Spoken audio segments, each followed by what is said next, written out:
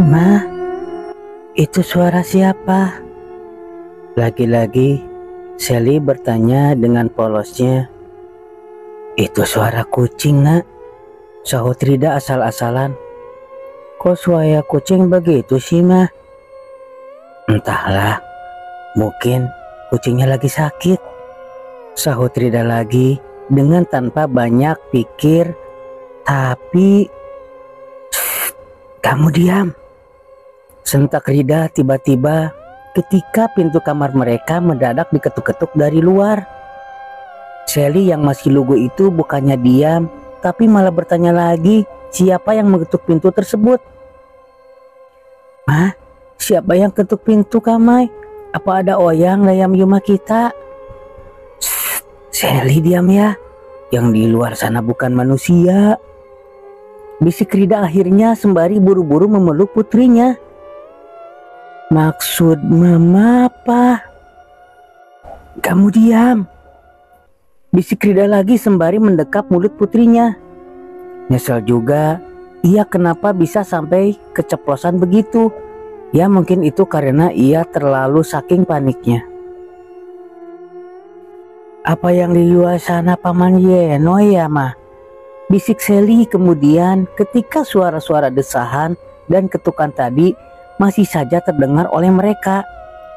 Hus, Paman Reno sudah meninggal, celetuk Rida dengan kaget. Berarti Paman Yeno jadi hantu ya, Ma? Rida langsung kehilangan kata-kata, sebab apa yang dikatakan oleh Sally tadi benar-benar membuatnya shock.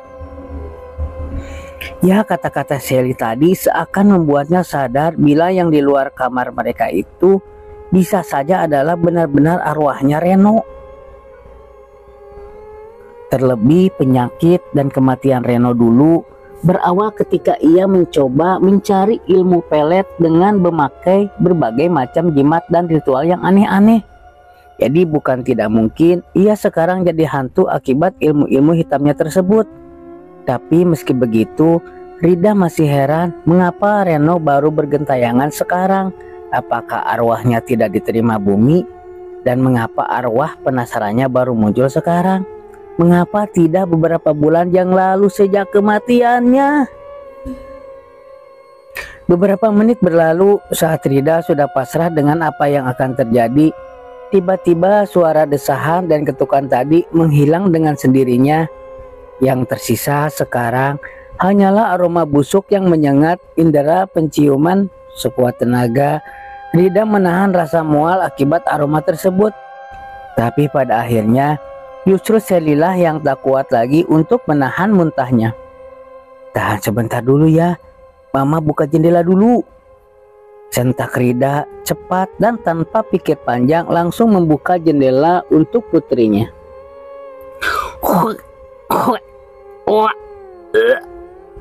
Begitu jendela terbuka, Sally memang benar-benar muntah. Tapi sebelum ia benar-benar memuntaskannya, mendadak gadis kecil itu terlihat panik dan kaget setengah mati. Ya, nampaknya ia sedang melihat sesuatu yang benar-benar tak terduga olehnya. Rida yang tentu saja melihat kejanggalan itu langsung buru-buru menarik putrinya untuk masuk ke kamar. Sally, kamu lihat apa sih?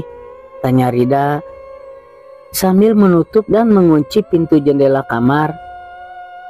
Tadi Sally lihat ayah, Ma, sahut Sally dengan serius. Ayah? Di mana? Di samping jendela. Tadi ayah lihat Sally tius, tapi kayaknya ayah sedang mayah, Ma, jelas Sally dengan nada meyakinkan. Memangnya Sally yakin kalau itu ayah? Tanya Rida lagi dengan suara bergetar gugup. Iya, Ma. Kenapa ayah di sana, Ma? Ayo kita temui ayah, sahut Sally sambil memeluk ibunya dengan air mata berlinang. Sayang, itu bukan ayah. Tidak mungkin ayah kamu datang malam-malam begini tanpa kasih tahu kita, ucap Rida berusaha untuk berbohong kepada anaknya. Kalau itu bukan ayah, lalu siapa, Ma? desak Sally tak percaya. Mungkin saja tadi Sally hanya salah lihat karena sedang muntah, sahut Rida sekenanya. Semakin sulit bagi Rida untuk jujur kalau sang ayah, Sally sebenarnya sudah meninggal dunia. Sebab kalau ia jujur sekarang, maka jelas akan menjadi bingung dan shock. Sebab yang ia tahu ayahnya sedang bekerja di luar kota, bukan menjadi sosok hantu yang sedang meneror mereka. Tapi Sally tidak bohong, Ma. Yang Sally lihat tadi beneran ayah. Sentak Sally lagi dengan ngotot. Diam. Sudah Mama bilang kalau tadi itu Sally pasti hanya salah lihat. Jadi sekarang Sally bobo dulu. Mama akan coba buang aroma busuk ini. Bentak Rida akhirnya sambil berusaha mengalihkan pembicaraan dan buru-buru menuju lemari pakaian untuk mengambil parfum di dalam lemari. Dibentak seperti itu, Sally tentu saja langsung ketakutan dan diam tak berani bersuara lagi. Yang ia lakukan gini hanyalah menangis sambil melirik-lirik ke arah jendela. Entah apa yang diliriknya sebab di jendela tidak ada siapa-siapa. Namun yang muncul di sana justru suara seorang pria yang sedang berbisik-bisik kepadanya. Sayang, maafin Mama ya. Mama tadi tidak bermaksud membentak kamu. Mama cuma ingin Sally tahu kalau ayah tidak ada di sini. Sally ngerti kan maksud Mama? Ucap Rida kemudian ketika menyadari bila putrinya kini terlihat murung dan sedih. Maafin Mama ya sayang. Bisik Rida lagi sembari memeluk dan mencium putrinya dengan penuh penyesalan. Iya Ma, tapi... Sally tampak ragu melanjutkan ucapannya karena khawatir sang ibu akan marah lagi. Tapi apa Sally? Desak Rida penasaran. Tidak ada koma, ucap Sally akhirnya. Ya kini gadis kecil itu terpaksa belajar berbohong untuk menutupi apa yang ia dengar sekarang. Karena hanya takut dibentak lagi oleh ibunya. Inilah akibat kesalahan sang ibu yang terlalu panik sehingga tak sengaja telah menanamkan bibit-bibit ketidakbaikan dalam hati anaknya. Dan ironisnya sang ibu malah tak menyadari akan hal itu karena pada akhirnya begitu mudah mengacuhkan apa yang dirasakan anaknya tanpa menyelidiki lebih dalam lagi. Baiklah, kalau memang tidak ada apa-apa, sekarang kita bobo dulu yuk. Semuanya aman, ucap Rida akhirnya sembari memeluk putrinya. Malam terus bergulir semakin larut dan hawa dingin terasa semakin menusuk tulang. Sekilas malam itu kelihatannya tidak akan ada apa-apa, namun rupanya tidak demikian dengan Rida dan putrinya. Ya di saat orang lain mungkin sedang larut dalam buayan mimpinya masing-masing, Rida dan putrinya justru tak bisa tidur karena aroma busuk dan bau amis darah terus-terusan mengganggu indera penciuman mereka. Entah sudah berapa kali Rida menyemprotkan parfum merek Vitalis itu ke seluruh sudut kamar, tapi aroma tersedap itu terus-menerus tercium di hidung mereka. Ma, Sally mau muntah lagi, bisik Sally tiba-tiba sambil langsung mendekap mulutnya sendiri. Tahan dulu, kamu muntahnya di sini saja ya, sentak Rida sambil buru-buru meraih sebuah kantong plastik bekas yang kebetulan terselip di bawah ranjang. Ini baru ia lihat sekarang, namun sebelum Rida memberikan kantong plastik bekas itu kepada Sally, ia sempat tertegun sebentar karena pas saat jongkok tadi, dirinya sempat melihat ada sesuatu yang berbaring di bawah kolong ranjang mereka. Sekilas sesuatu itu mirip dengan sesosok tubuh manusia, tapi karena ia tahu betul kalau di dalam kamar itu hanya ada dia dan putrinya, maka Rida jadi ragu dan bingung sendiri. Sekali lagi Rida memberanikan diri berjongkok demi memastikan apa yang ia lihat tadi. Namun kali ini ia sangat kaget karena sosok tadi sudah tidak ada lagi. Rida langsung menghembuskan napas lega. Di saat itu juga Sally tiba-tiba menggenggam tangan Rida. Ma, Sally haus. Mendengar itu tentu saja Rida jadi gelagapan karena di dalam kamar mereka tak ada persediaan air minum. Iya, tapi tunggu dulu ya, ucap Rida sembari buru-buru menuju pintu kamar dan membukanya sedikit. Klik, klet. Ternyata Rida bermaksud untuk mengintip keluar kamar. Syukurlah, gumamnya kemudian ketika melihat tak ada siapa-siapa di ruang tamu maupun di sudut ruangan yang lain. Baiklah, sekarang ayo kita ke dapur, ucap Rida sembari langsung menggendong Sally. Ia khawatir bila harus meninggalkan putrinya sendiri di dalam kamar. Srek, srek, srek. Langkah demi langkah yang Rida ayunkan benar-benar ia perhitungkan dengan seksama. Ya, ia berjaga-jaga duluan kalau ada sesuatu yang muncul dan mengagetkannya. Namun ketika sampai di dapur, tak ada hal apapun yang muncul, maka ia bisa sedikit bernapas dengan lega. Lalu sambil menuangkan air minum untuk putrinya, Rida juga terus berpikir keras bagaimana caranya pergi dengan selamat dari rumah mereka. "Ada apa, Ma?" tanya Sally, heran ketika sang ibu sekarang tampak melamun dan termanggut-manggut sendiri. "Oh, tidak apa-apa kok." "Kenapa kita tidak kembali ke kamar, Ma? Sally sudah kok minumnya." "Nanti dulu ya," sahut Rida sambil mulai memeriksa keadaan di luar melalui pintu dapur. "Mama mau kemana?" "Mama mau lihat keadaan di luar." "Untuk apa, Ma? Kita akan pergi malam ini juga ke rumah nenek." "Kenapa, Ma? Kita sudah tak baik tinggal di rumah ini, Sally." "Tapi Sally takut, Ma." "Tak perlu takut, nanti Mama akan gendong kamu." "Tapi kalau dia ngejai gimana?" sahut Sally sambil menuju ke arah pohon-pohon pisang yang tumbuh tak jauh dari dapur mereka. "Hah? Siapa?" tanya Rida balik sambil buru-buru menutup pintu dapur karena kaget akan ucapan Sally tadi. Sally tidak kenal, Ma, tapi dia kelihatannya pernah. Jelas Sally sambil memeluk ibunya. "Ya sudah, kalau begitu kita berangkat besok pagi saja," tukas Rida akhirnya sambil menutup dan mengunci pintu dapur. Lalu setelah yakin semuanya telah tertutup dan terkunci dengan baik, Rida langsung membawa putrinya kembali ke kamar. Ya, memang saat itu tidak mudah bagi Rida untuk nekat pergi dan membawa putrinya meninggalkan rumah. Sebab desa mereka tidak seperti desa-desa lain yang ramai. Ini adalah desa pedalaman Kalimantan Tengah yang masih tertinggal dan terpencil, yang dimana para penduduknya adalah mayoritas petani atau pekebun.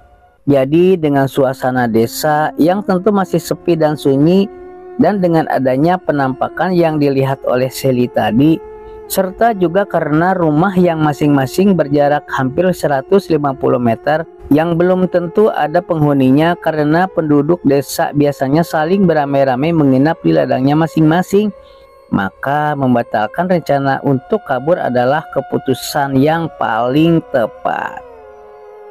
Beberapa puluh menit berlalu, Rida benar-benar tak bisa tidur. Ia terus terjaga di samping putrinya sambil berharap pagi akan segera tiba. Dan dalam kekalutan itu juga, Rida diam-diam berusaha mengingat sesuatu yang dulu pernah diberitahukan oleh mendiang suaminya. Apa ya? Kalau tidak salah, dulu ada sesuatu yang Kak Feby ceritakan sama aku. Tapi apa ya? Batin Rida sambil menggigit-gigit bibirnya sendiri. Oh iya, aku ingat sekarang. Bukankah dulu di rumah ini ada jimat penolak bala? Sentak Rida dalam hati sambil sedikit terlonjak. Ya. Aku bisa memanfaatkannya, kekuatan jimat itu, untuk melindungi diriku dan putriku malam ini. Gumam Rida sembari langsung bangkit dan beranjak ke arah lemari. Namun sebelum Rida menemukan apa yang ia cari, tiba-tiba pintu depan diketuk-ketuk dari luar. Awalnya Rida menganggap itu adalah gangguan mistik lagi. Jadi ia sekarang semakin gencar mencari jimat yang ia maksud. Namun karena suara ketukan itu kini disertai pula oleh suara seseorang yang memanggil-manggil, maka Rida mulai mengalihkan perhatiannya. Tok tok tok. Selamat malam Nak Rida. Ini saya Kades dari desa Milino. Mendengar jika yang mengucapkan kalimat itu adalah kepala desa Milino, yang dimana desa tersebut adalah desanya dari sang mertua Rida atau desa tempat dimana suaminya dimakamkan, maka Rida segera bangkit dan buru-buru membukakan pintu. Ada apa Pak? Tanya Rida spontan tanpa kepikiran untuk mempersilahkan tamunya untuk masuk. Begini Bu Rida, apakah Anda sudah tahu tentang kejadian yang baru saja terjadi di desanya mertua Anda? Kejadian apa ya Pak?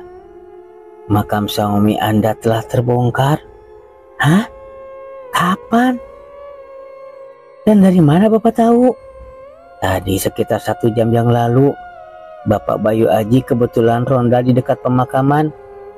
Beliau sekarang sedang dibawa ke rumah sakit gara-gara shock berat akibat habis melihat mendiang suami Anda berkeliaran di sekitaran pemakaman. Yang benar Pak, masa ada hal yang seperti itu sih?